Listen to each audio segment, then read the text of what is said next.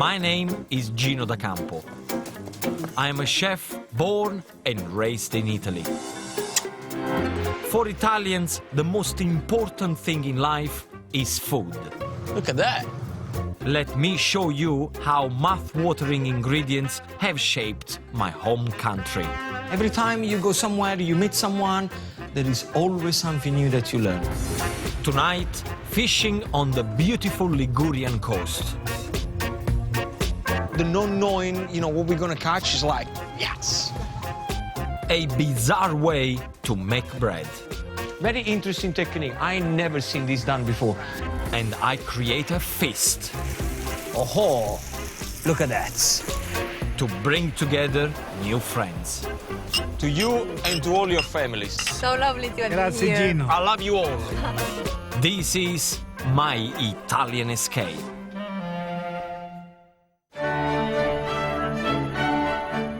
As a southern Italian, it's always fascinating for me to explore the north of my home country.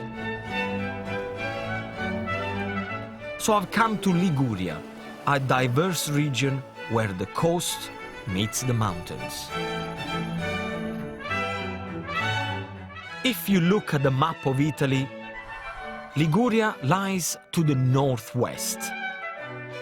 And the fishing town of Camogli is where I'm starting my journey. It's early morning when I arrive, just in time to see the little fishing harbor awake. In the late Middle Ages, this was a large port. Trade thrived so much that Camogli was known as the city of 1,000 white sailing boats. At the end of the 19th century, its industry went into decline, and Camogli's fishing community struggled. I admire people who make a living out of fishing because I know how hard it is. And especially in the winter, it's going to be very cold. I've got a lot of respect for them, loads of respect. But in recent years, the town has been thrown a lifeline. I've come to meet Renato, his daughter Erika, and her boyfriend Andrea, who make a living from pescaturimo, or fishing tourism. Captain, are we ready? Ready! Come on, let's go. For 10 months of the year, these guys take tourists out to experience what life is like for Camogli's fishermen. And whatever the tourists catch, they eat. The weather is great today, but this can be a challenging job that relies on kind seas and a good supply of fish.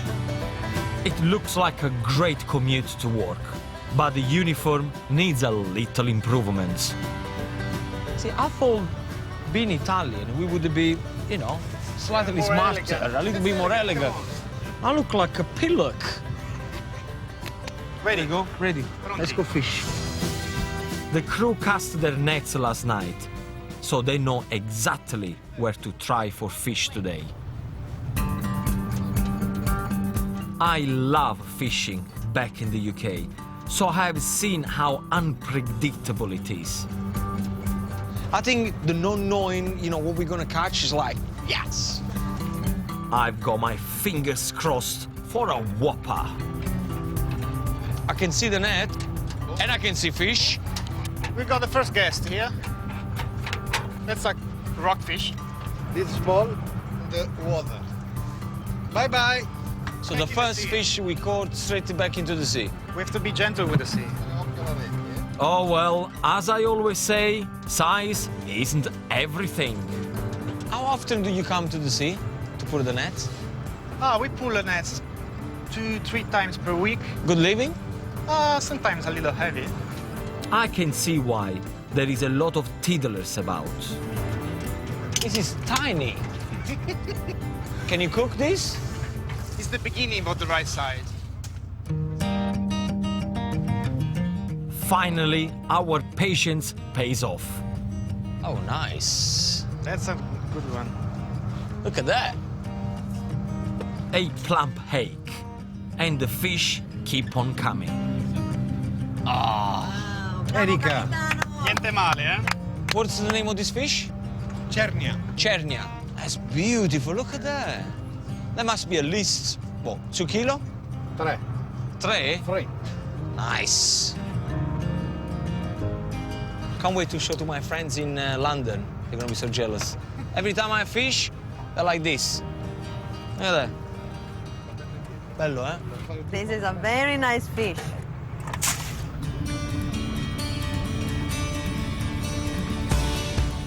Now that we caught our lunch, it's time for some of the workers to relax and take in the glorious Ligurian coastline, while Renato transforms from captain to chef.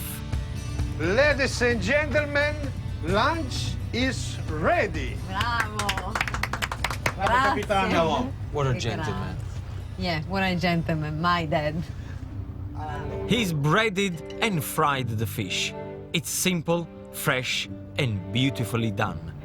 Bravissimo. Complimenti.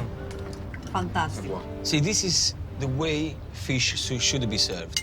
From the sea, straight into the plate. And the view of Camogli is not bad, is it? Wow. I think I'm gonna come here for lunch more often. If you guys don't mind. What a perfect way to spend a morning. Salute! Salute. Salute. Salute. Salute, salute. I've had such a fantastic time with the guys from the boat. And as a little thank you, I want to prepare a special Ligurian feast for them later. So where better to perfect my first dish than overlooking the beautiful Ligurian coast. I'm making sea bass in caper and butter sauce with grilled marinated carrots. Now, where do we start? It's very simple, is with carrots, right here. My carrots have been boiled in salted water, then cooled. We're gonna add a little touch of olive oil and some salt. Make sure you have a hot griddle pan ready. Now listen to this. Perfect. And these are just not going to be any boring carrots. These are going to be absolutely fantastic. Cooking carrots like this increases their sweetness. And I'll be marinating them in garlic and fresh mint leaves.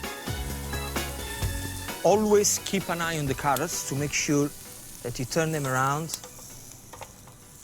Beautiful. This is exactly what I'm looking for. Those griddle marks on the carrots, I have to admit, they look quite sexy. The fragrant marinade is so simple. A little more of extra virgin olive oil. A sprinkling of salt and a little chili. A couple of pinches, no more than that. White wine vinegar gives just enough acidity. And you will see if it's incorporated well, because the oil starts to get a kind of a cloudy color. The only thing that you got left to do, pick up the carrots and then go straight in. And if you can keep them for about 5 to 10 minutes to marinate, that it will be perfect.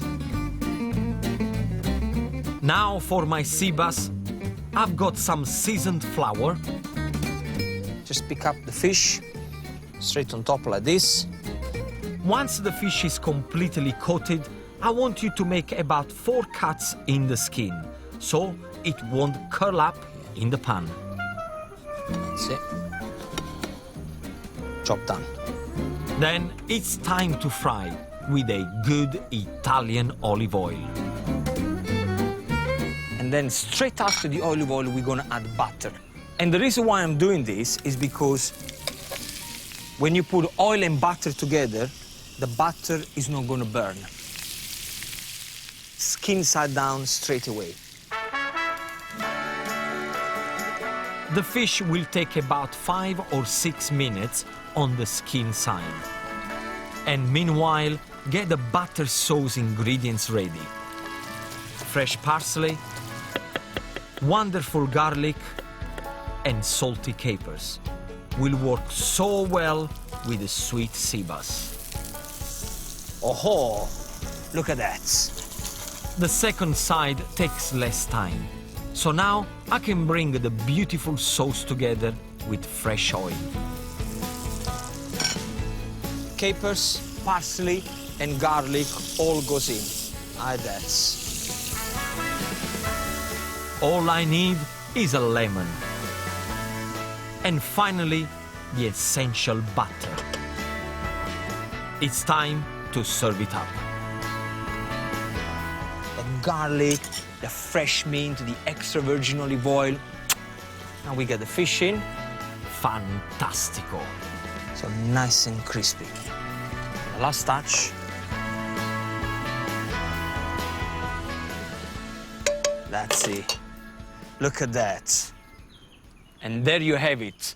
Sea bass in capers and butter sauce, served with grilled carrots and a beautiful marinade. And I really hope that the guys from the boat, they're gonna like it. But my Ligurian feast is not complete yet. Next, possibly Italy's finest focaccia. This looks incredible. And a classic local dish for a meal to remember. Wow! È pronto? Mamma mia. Eccolo qua.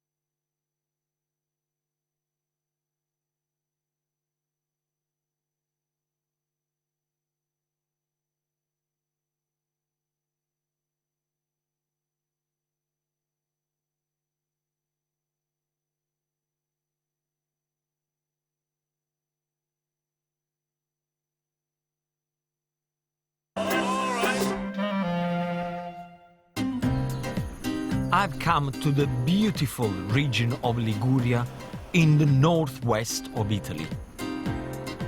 My hosts have been Erika and her family. And like any good Italian, I want to make them a feast in return. And with local ingredients. So I've come to the town of Recco, where there is always one thing on the menu: focaccia. Set to date from the 12th century, Recco's focaccia is a crispy flatbread stuffed with oozing, creamy cheese.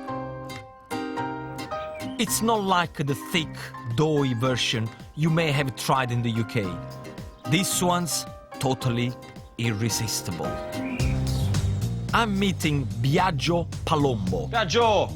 Ciao Gino. who's been a baker for 40 years and is a master at the local specialty. Com'è che è così famosa sta focaccia di Recco? Che fa- c'ha? Della pasta, farina, olio e sale e basta, senza lievito, nessuna aggiunta di niente. But what are the real secret ingredients? But he said the most important thing is love and passion to put in there. I'm with him, so I like it so far. His technique reminds me of home. I like Neapolitan pizza. Ok. All right. This is the base of the focaccia, and it's covered in creamy, mild stracchino cheese. To me, it looks like quite a lot of cheese. He said, yes, but it's light. I said, well, how can it be that light if you put all this cheese in it? He said, no, the dough, it will absorb it, and it makes it very fragrant and light. Very interesting technique. I never seen this done before. E allora qui mi aiuti te, eh? E qui ti aspetta. Now he said it's the turn for me to help him. Una- So far, it looks like a white pizza. Here goes with the top of this giant cheese sandwich. Sotto? Arana così. Così? Sì. Okay. He said, go with your hands underneath sì. and Vai. swim like a frog. Okay. Non ti si rompe, bravo. Non si rompe? No, Va, no, va, no, eh? assoluto, no, tranquillo. Oh, vai. that's nice. Yeah. And it just stretches. Sì. Vai tranquillo. This is like making a bed.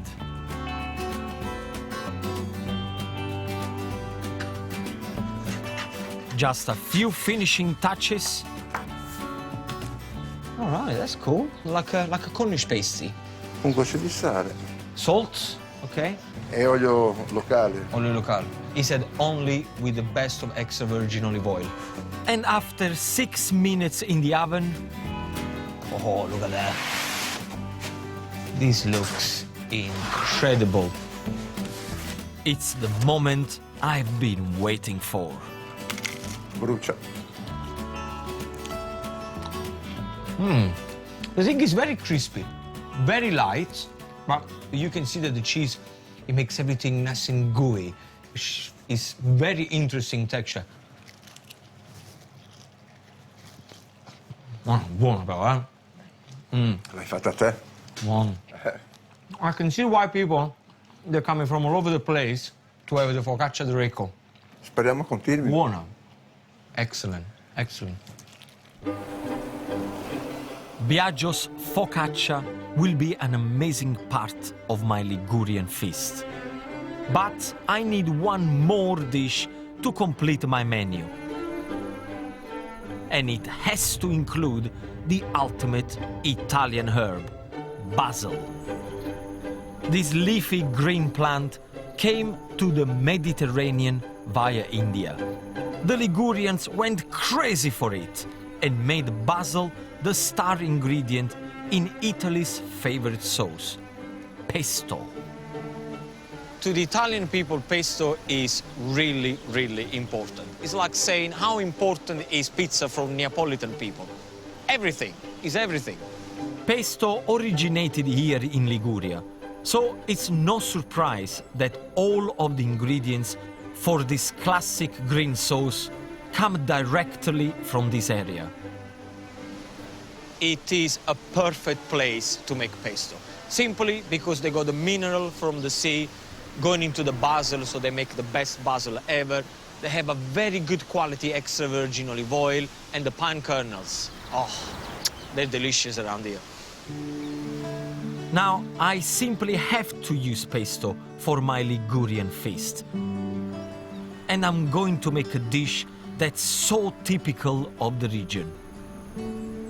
And it's pasta with pesto, with green beans and potatoes. And where do I start? It's right here with my pesto and mortar. Try to use young basil leaves for this sauce. There are no strict rules, so I'm adding rockets.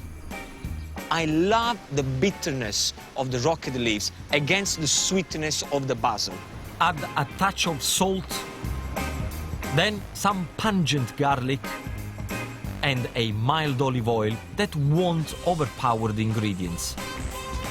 And now the only thing that I have to do, start to pesto.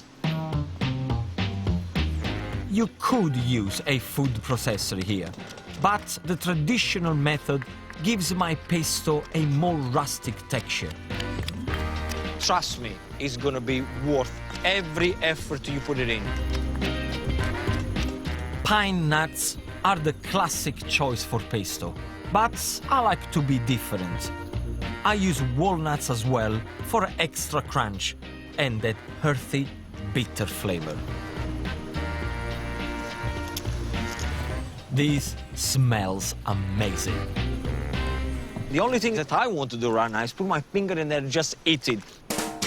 But I'll have to be patient, as there is still punchy pecorino cheese to add and olive oil to loosen the mix. And yes, more pasting. Keep going, but make sure the pesto stays rustic. Look at that. Leave the texture in there, because that is the difference between a good pesto and a great pesto. Now, let's get on with the rest of the dish. My handful of fresh green beans is going into salted boiling water with the local trofie pasta. Have a look at this. It looks like all little tiny curl and very, very popular around the Ligurian region.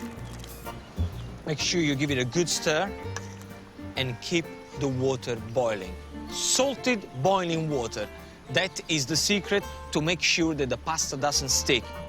Just a couple of minutes in the pan and I'm ready to serve. Don't waste a drop of that pesto. And let me tell you something about the cooking water. This little water that is at the end, I need that to make sure that the pesto is loose enough to coat the pasta perfectly.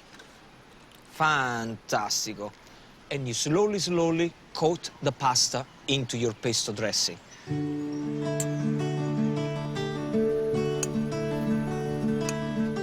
For extra flavor and texture, I've boiled and cubed some firm potatoes.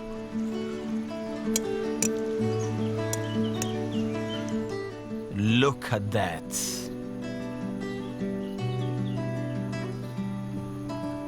A few basil leaves for decoration. That's it. My trofie pasta with pesto, green beans, and potatoes. Liguria, I'm now officially your son. Buon appetito.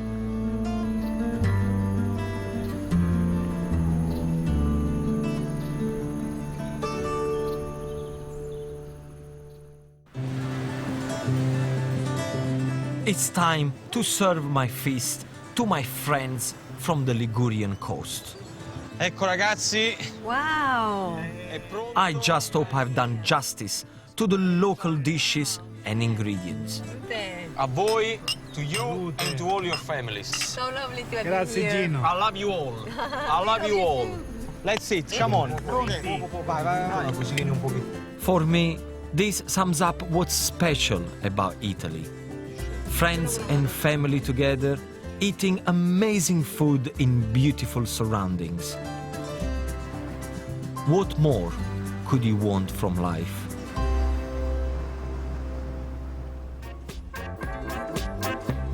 You can find all Gino's delicious recipes and more in his accompanying book, Gino's Italian Escape: A Taste of the Sun, out now from all good retailers.